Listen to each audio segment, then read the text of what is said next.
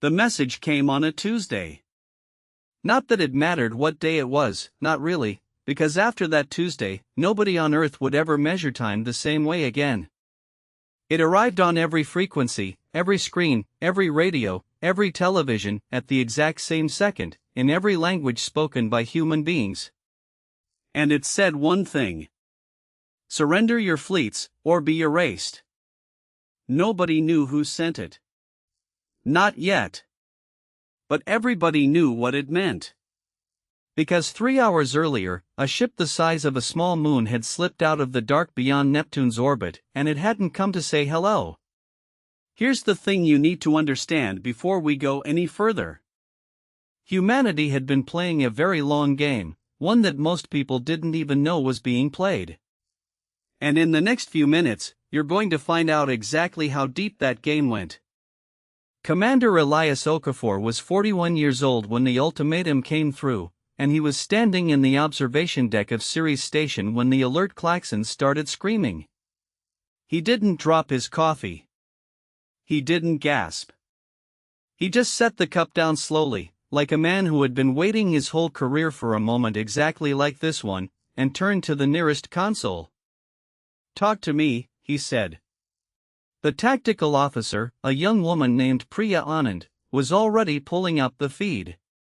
Her hands were shaking, just slightly, but her voice was steady. "Sir, we have a contact. Designation unknown. Mass estimate, sir, the mass estimate doesn't make sense. Give me the number anyway. Approximately 400 kilometers in diameter, sir." Okafor didn't say anything for a moment. 400 kilometers. That wasn't a ship. That was a world. And this is where the story really begins, because what happened next would test everything humanity had built in secret for almost 60 years. Let's rewind a little bit. You need the context, because without it, none of this makes sense. In 1961, deep beneath the Nevada desert, a joint program was quietly formed between 7 nations. It had no name that appeared on any public record. The people who worked there called it, simply, the Vault. Officially, it didn't exist. Unofficially, it was where humanity's best scientists, engineers, and strategists had spent 6 decades preparing for a day nobody wanted to admit was coming. Why did they start it? Because in 1958, a research satellite picked up a signal. Not noise. Not static. A structured, deliberate signal aimed directly at Earth, and then gone. It never repeated. But it told the handful of people who intercepted it one very simple, very terrifying fact. We are not alone. And someone out there already knows we exist. From that moment forward, a shadow government of scientists began building. Not weapons for war between nations, humanity had plenty of those already, but something else entirely. A deterrent. A last resort. Something so far beyond conventional military hardware that if it were ever discovered, it would rewrite the rules of power on this planet forever. They called it Project Anvil.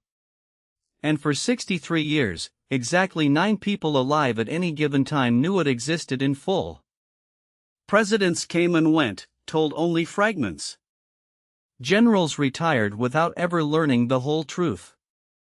It was, without question, the most tightly guarded secret in human history.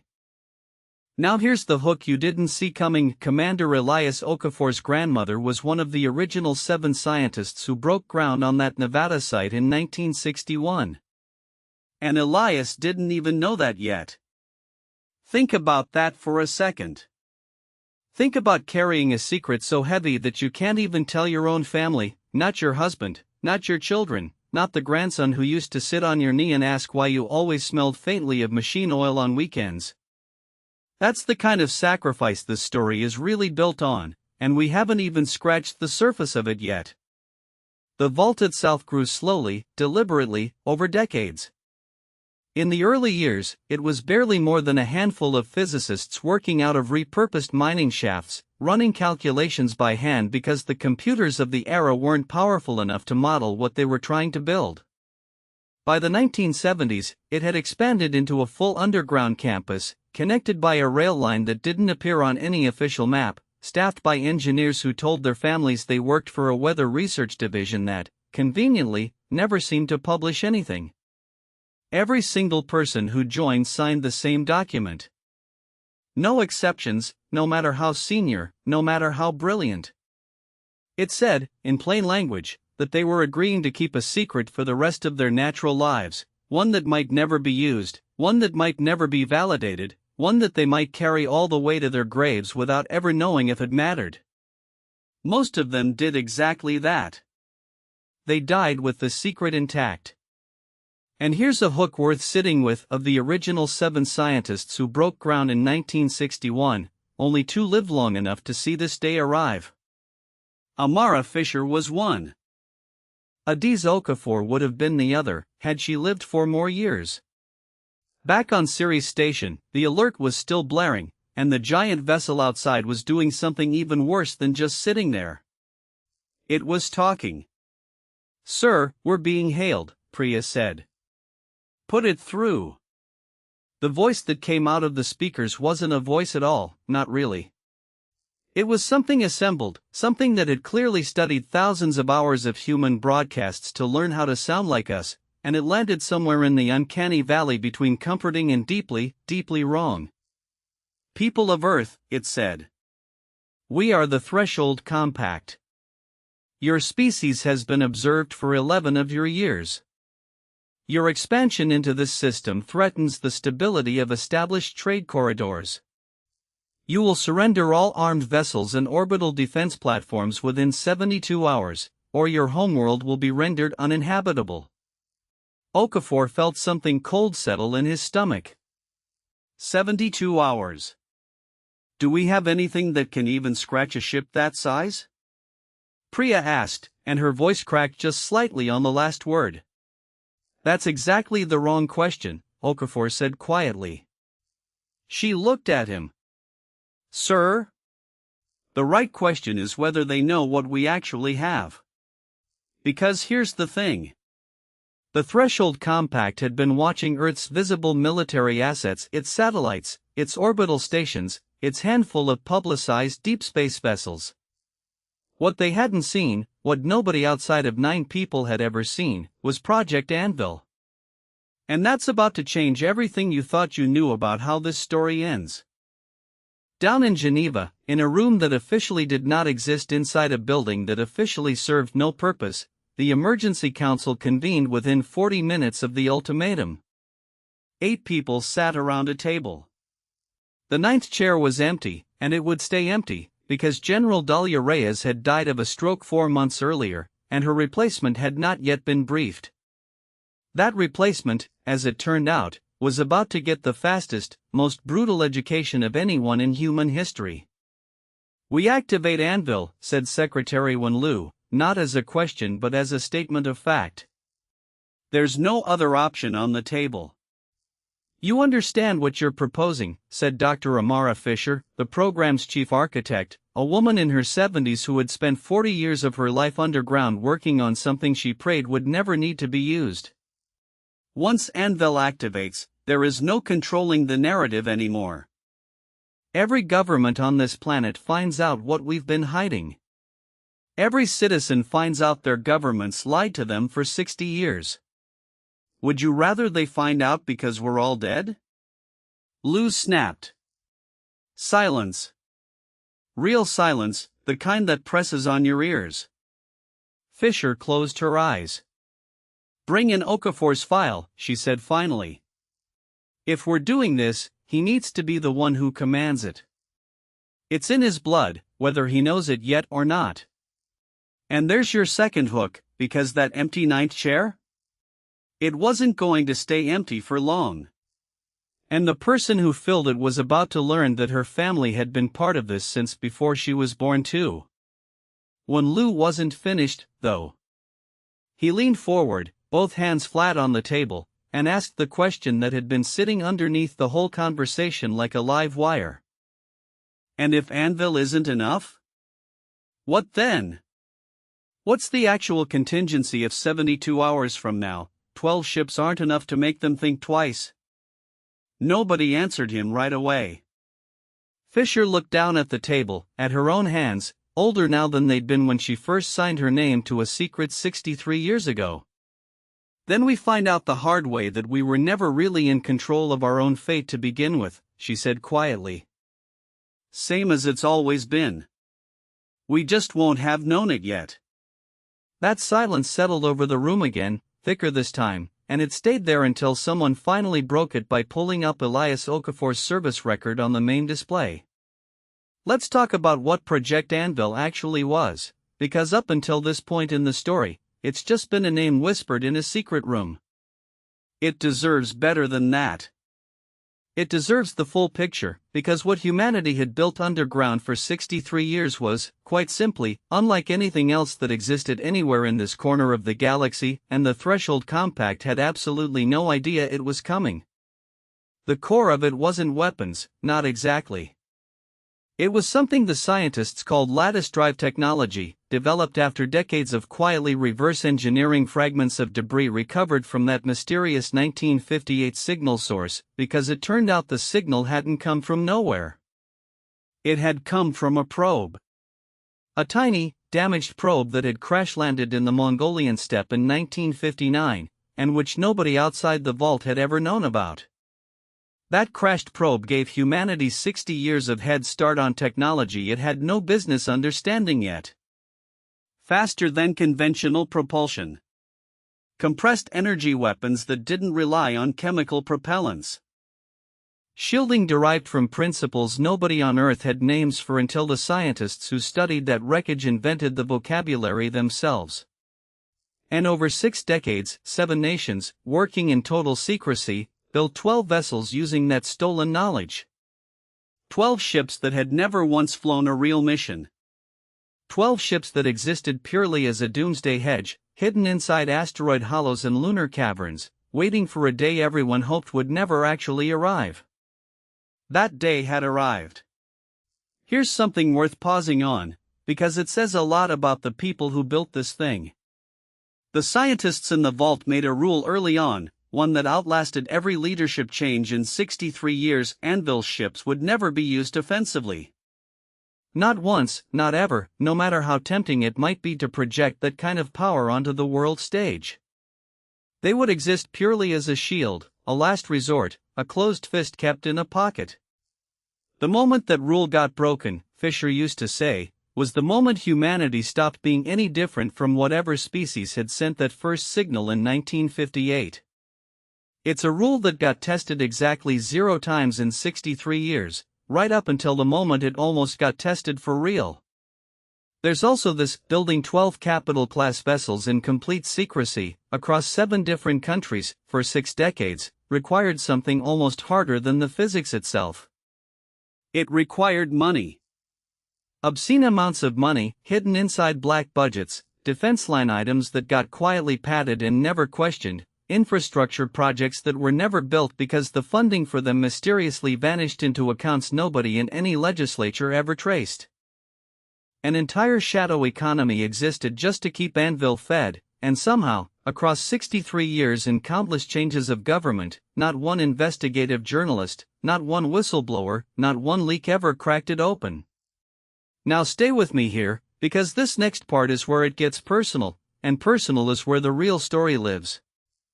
Elias Okafor's grandmother, Adiz Okafor, had been a 26-year-old propulsion physicist recruited straight out of a Lagos University in 1961, one of only 2 African scientists on the original Vault team, and the woman who, according to Fisher's private notes that had never been shown to anyone, had personally solved the containment problem that made the lattice drive stable enough to fly. She died in 2009. Elias was 24 at the time, newly commissioned, and all he'd ever been told was that his grandmother worked for the government, in energy research. That's it. That's all any of them ever knew.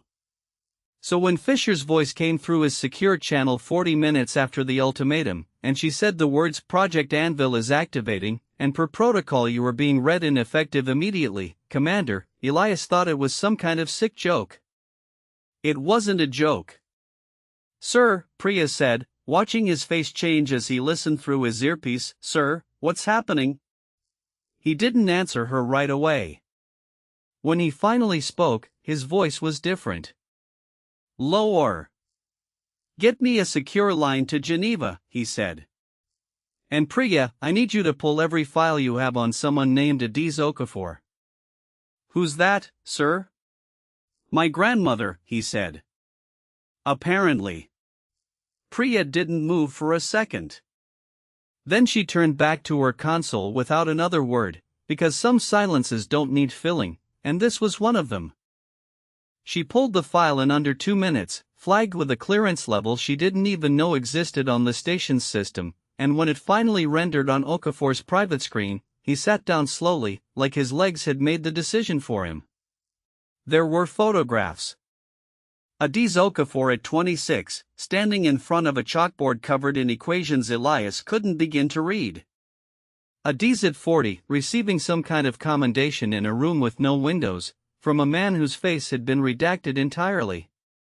Adiz at 63, the year she retired, standing alone in what looked like a hangar, dwarfed by the curved black hull of something that could only be a starship. He remembered her differently. He remembered a woman who kept a small vegetable garden behind a house in Houston, who used to hum old highlife songs while she cooked, who told him once, when he was maybe 9 years old, that the stars weren't just pretty lights, they were promises, and that someday humanity would have to decide what kind of promise it wanted to keep to the rest of the universe. He'd thought it was just something grandmothers said. He understood now that she'd been telling him the truth the entire time, in the only language she was legally allowed to use. "Sir," Priya said gently, "Geneva's asking for you again." He wiped his eyes with the back of his hand, quickly, like a man who didn't have time for this and knew it anyway. "Tell them I'm on my way," he said. "And Priya, thank you." "For what, sir?" "For not asking any more questions than you needed to." Let's go back one more time, because there's a piece of this story that deserves its own moment, and it happens in 1959, 2 years before the vault ever broke ground. A Mongolian herder named Batbayer Ganzerig was the first human being to ever lay eyes on wreckage from beyond this solar system. He found it at dawn, half buried in a scorched depression in the steppe grass, still warm to the touch, humming faintly with something that made his horse refuse to go any closer. He didn't know what he was looking at. Nobody could have known. But he knew enough to understand it wasn't ordinary, and he rode 2 full days to the nearest town to report it. By the time Soviet military scientists arrived to secure the site, word had already crossed borders through back channels that existed specifically for this kind of thing, quiet arrangements between rival governments who understood that some discoveries were bigger than the Cold War itself.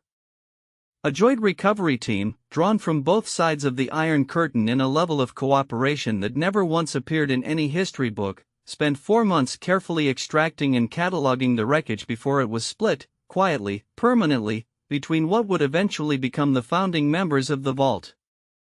Batbayer Ganzerig himself was quietly relocated, given a generous pension and a new identity, and lived out the rest of his life in a small coastal town, never speaking a word of what he'd found to anyone, not even his own children. He died in 1994, still believing he'd made the right choice, still occasionally waking up in the night convinced he could hear that same low hum from the depression in the grass. Here's the hook that ties it together: the wreckage he found wasn't a ship. It was closer to an escape pod, badly damaged, its single occupant long dead by the time recovery teams arrived. Decades of research eventually determined the truth that only a handful of people, Amara Fisher among them, ever fully understood. That occupant belonged to a species the Compact had hunted to extinction 11,000 years earlier. Somehow, impossibly, one had survived long enough to crash on Earth in the 20th century, carrying with it the last surviving fragments of Varith technology anywhere in the galaxy. Humanity hadn't stolen alien secrets. Humanity had inherited the final legacy of a species that no longer existed anywhere else in the universe, delivered by pure, improbable accident, to exactly the one civilization desperate enough, and patient enough, to actually understand what it had found. Here's a hook worth sitting with for a second. While Elias was learning his family's real history 72 hours before the end of the world, the Threshold compact ship had already begun a slow, deliberate drift toward Earth. Not fast. Not aggressive. Just patient, the way something moves when it already believes it has already won. Because the Threshold compact wasn't a military the way humans understood militaries. It was closer to a conglomerate, an ancient alliance of species that had long ago solved the problem of resource competition among the stars by simply absorbing every new civilization it encountered into a strict hierarchy of tribute and control.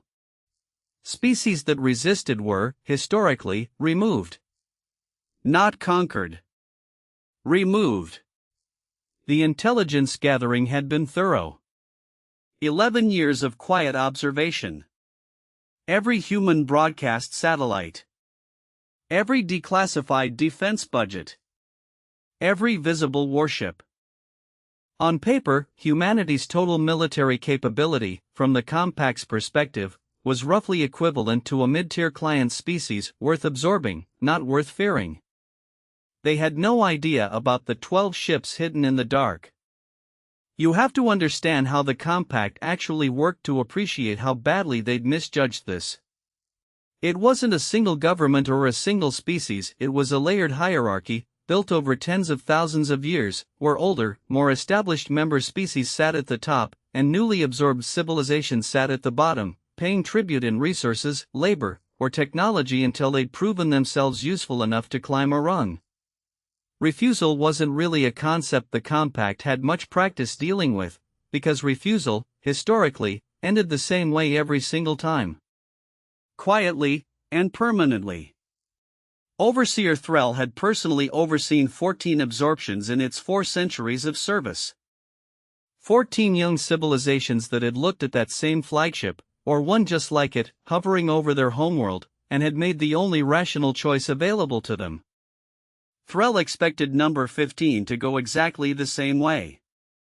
There was nothing in 11 years of surveillance data to suggest otherwise.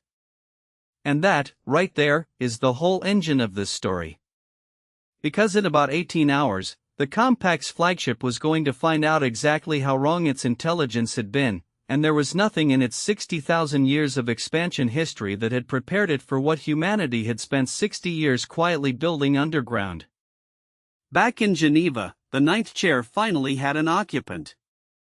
Her name was General Marisol Vega, 48 years old, and she had been appointed to the Joint Chiefs just 4 months earlier after Dalia Reyes's death, with absolutely no knowledge that the position came with an invisible second job.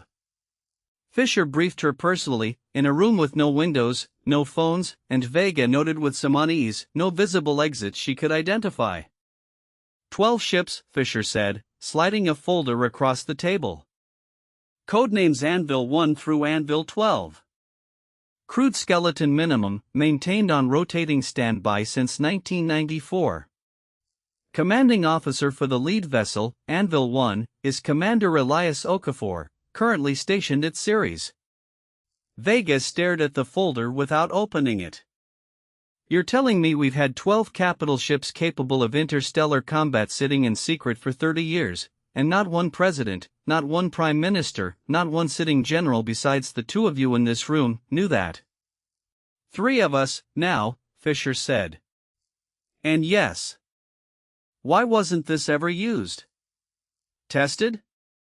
Shown to anyone? Fisher's expression didn't change, but something in her eyes did. Because the moment the world learns these ships exist, the world changes. Every alliance, every treaty, every balance of power on this planet gets rewritten around the fact that 7 nations have been secretly building a private navy capable of leaving the solar system. We weren't just protecting a weapon, General. We were protecting the world from itself. Vega opened the folder. And here's your next hook. The very first page inside it was a photograph of Adiz Okafor, dated 1961, standing next to a 22-year-old Amara Fisher herself. Two young women who built a secret that would outlive one of them by decades, and change the fate of an entire species. Wake them up, Vega said quietly. All 12. But before she gave that order, she asked one more question, and it's the question that tells you exactly what kind of officer she was about to become. Fisher, she said, how many people have died keeping this secret? Not in accidents. I mean, how many people made a choice, somewhere along the way, to let this stay buried rather than risk it getting out? Fisher didn't blink. 4, she said. 2 by their own hand, when the weight of it finally became too much.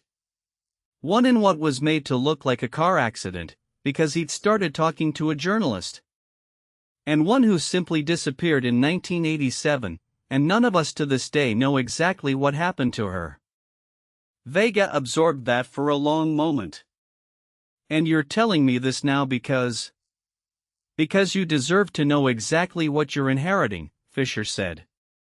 Not just 12 ships, General. Oh wait. It doesn't get lighter just because the secret's finally being used for what it was built for. Vega nodded once, slowly, and reached for the authorization terminal. 18 hours before the deadline, 12 hidden doors opened simultaneously across the solar system. 1 inside a hollowed asteroid in the belt. 1 beneath the ice of Europa's southern pole. 1 in a crater on the dark side of the moon that satellite imagery had labeled, for 60 years, as unstable terrain, no landing zone. 9 others, scattered and camouflaged with a patience that bordered on the obsessive. And from those 12 doors, 12 ships the length of aircraft carriers but shaped like nothing the public had ever imagined, slid silently into open space, their lattice drives humming a low frequency that no human ear could detect, but which, if you'd been standing close enough, and somehow survived it, would have felt like the whole universe taking one slow, deep breath. Elias Okafor stood on the bridge of Anvil 1, wearing a uniform that had been printed for him exactly 9 minutes earlier, and looked at a crew of 40 people who had spent years training for a mission they'd been told, over and over, would probably never come. Listen to me, he said, and his voice didn't shake at all, not once. Everything you've trained for was for this exact moment. I know most of you are scared. I am too. But somewhere 65 years ago, a 26-year-old woman sat in a room not much bigger than this bridge and decided that humanity deserved a chance to defend itself, even if nobody ever thanked her for it. That woman was my grandmother. And I am not going to be the one who lets her work die in the dark. Nobody said anything. Nobody needed to. Set a course, Okafor said. We're going to go have a conversation with the Threshold Compact. And this time, we're not the ones who are going to be surrendering anything. The other 11 vessels fell into formation behind Anvil 1 as they cleared the belt, a silent procession of ships that had spent decades waiting in the dark for exactly this moment, and had never once been seen by anyone outside a 9-person circle of trust. Somewhere on each of them sat a crew that had trained for years without ever really believing the mission would come. Now here it was. On Anvil 7, a young engineer named Tomas Ibarra sat quietly running final diagnostics on a weapons system he had personally helped calibrate, and thought about his father, who had died 3 years earlier, still believing his son worked in satellite maintenance for a private telecom company. Tomas had never been able to correct him, not once, and now he was flying into what might be the first real confrontation in human history against something not of this earth, and there was no one left alive to tell the truth to. That's the cost nobody talks about when they tell stories like this one: the ordinary people, the mid-level engineers and technicians and pilots, who carried the same impossible secret as the generals and the scientists, but without any of the credit, and often without anyone left to eventually share the truth with it all. Now here's where the tension really has to hold, because a story like this lives or dies on whether the confrontation actually earns its weight, and this one, believe me, earns every second of it. The Threshold compact flagship sensors picked up the 12 vessels forming up at the edge of the asteroid belt roughly 6 hours before the deadline was set to expire. For the first time in recorded memory of that vessel's long service history, its tactical computer flagged an anomaly it had no existing classification for. The commanding officer of the flagship, a being the compact translated, imperfectly, as Overseer Threll, reviewed the readings personally. 12 vessels. Mass signatures inconsistent with any known human technology. Propulsion emissions matching a drive signature. The compact's databases associated with exactly one other encounter in their entire 60,000-year expansion history, a species called the Verith, who had been wiped out 11,000 years ago in a war so costly it was still taught as a cautionary tale in compact military academies. Overseer Threll did something it had not done in over 4 centuries of service. It hesitated. "Confirm the drive signature," Threll ordered. "Confirm 3 times, Overseer," came the reply. "It matches Verith lattice architecture with 94% confidence." "That's impossible. The Verith are extinct." "The signature is not impossible, Overseer. It is simply unaccounted for." And there it is, the hook that changes the entire shape of the story. Humanity hadn't just built weapons out of stolen alien technology. They'd built weapons out of the technology of a species so dangerous, so formidable, that an ancient interstellar hierarchy had gone to war for a generation just to put them down. And nobody, not even the scientists in the vault, had ever fully understood exactly whose wreckage they'd found in Mongolia in 1959. 6 hours became 3. 3 became 1. Aboard Anvil 1, Priya Anand sat at her console with her hands steady now, steadier than they'd been in days, because fear has a strange habit of turning into focus once there's nothing left to do but the job in front of you.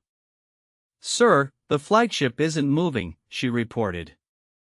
"No weapons charge signatures. No maneuvering." "They're thinking," Okafor said. "About what?" "About whether we're bluffing."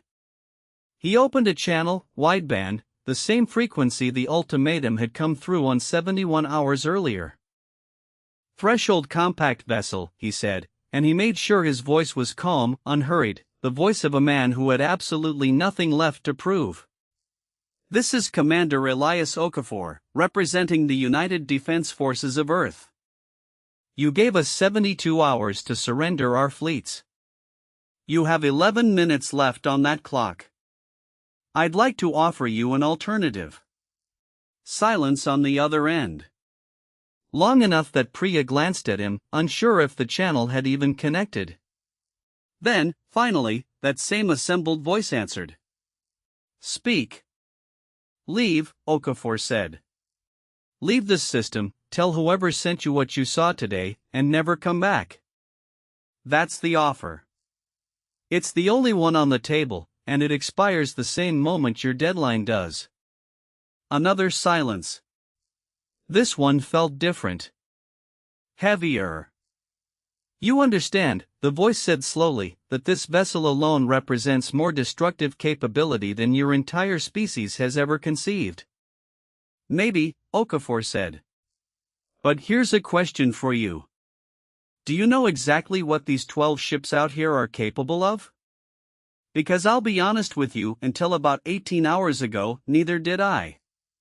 This next part is the moment the whole story has been building toward, so let's slow down and really sit inside it, because it's not really about explosions or weapons fire. It's about the exact second an ancient, arrogant power realizes it miscalculated." Overseer Threll ran the numbers one more time. Verith lattice signature, confirmed. 12 vessels, formation pattern consistent with coordinated deep space combat doctrine, not defensive posturing.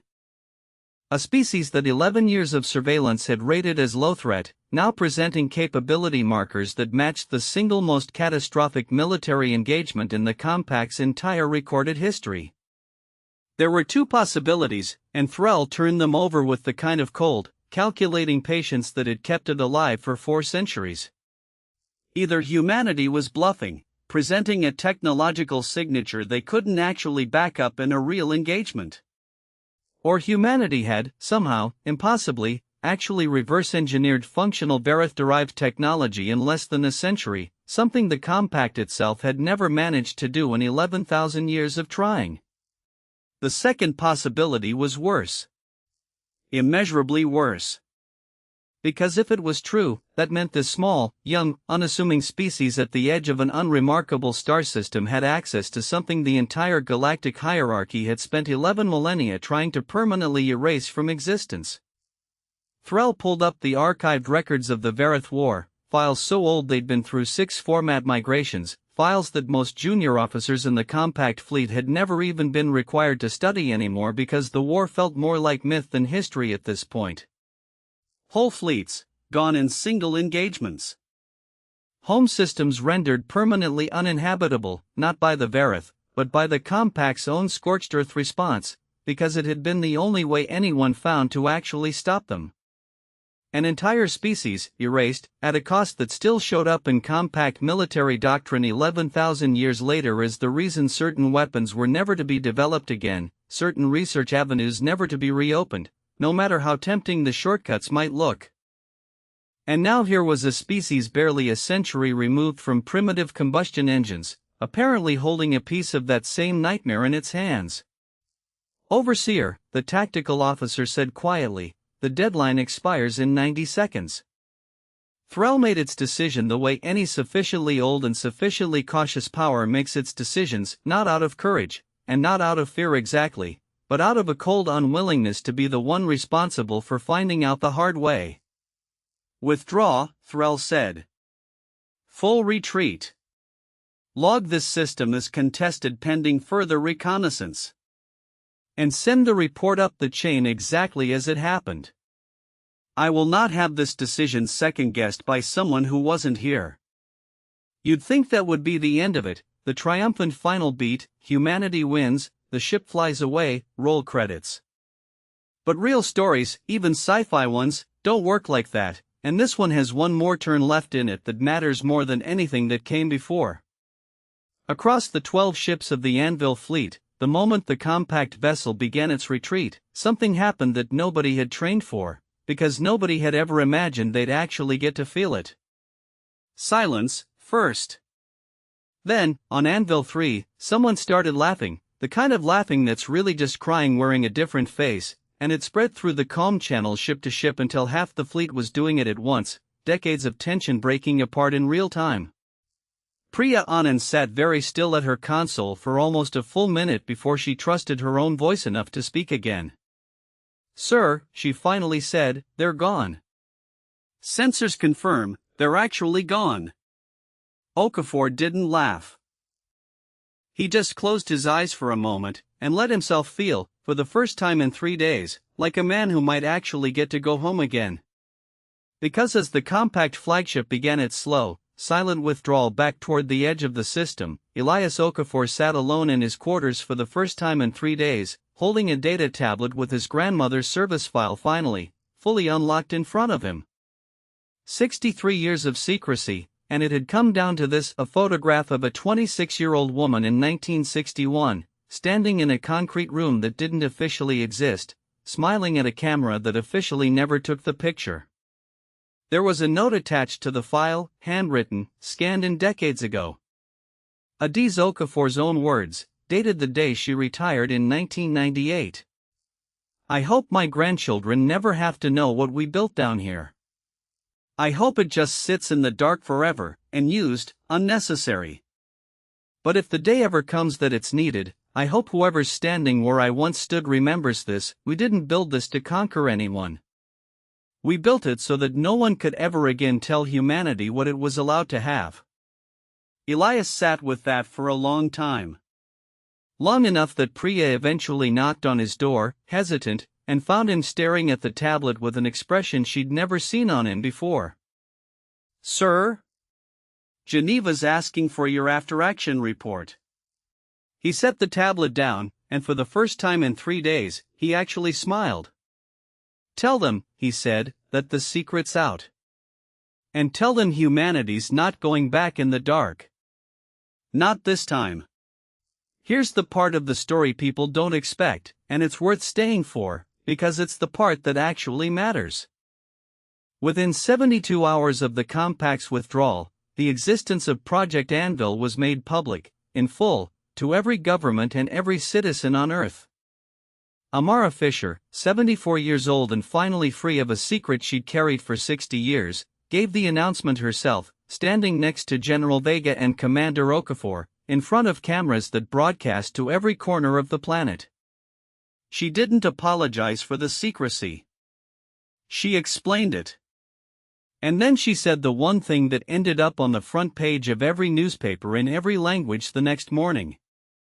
We are not alone in this universe. We never have been.